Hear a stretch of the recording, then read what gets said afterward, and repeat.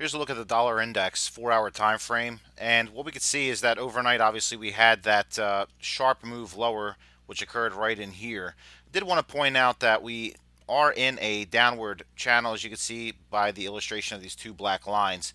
We did test that lower portion, tested the lows, and overnight again we tested the lows around 91.60.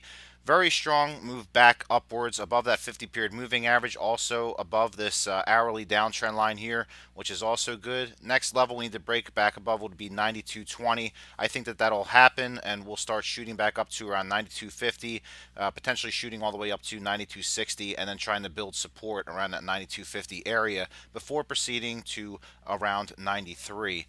Then we should see another pullback, I would think, and then another extension up to around 93.40, 93.50 or so.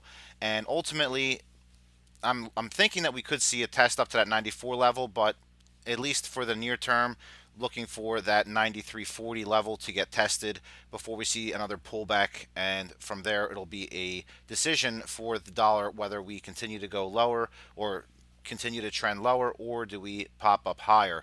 Now the area that is really crucial in all of this is that 92.50 area. If we get back above that 92.50 area, that'll be a good thing for another push upwards to, again, as I mentioned, at 93.40 level.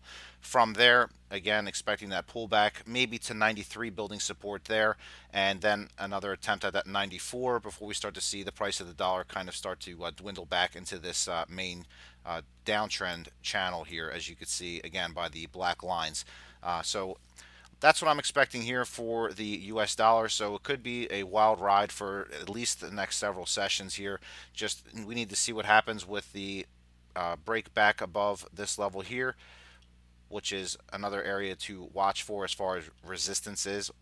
You could see here that we did breach it yesterday, and then overnight we saw that news from China and whatnot that it definitely impacted the markets overall. But we saw a very nice strong bounce here, even in the equity markets. So it looks like we're going to see the dollar continue to make that push back up to 92.50, maybe see another little pullback here to around 92.30, and then from there another shot back above to test at 93, and then onwards to 93.40.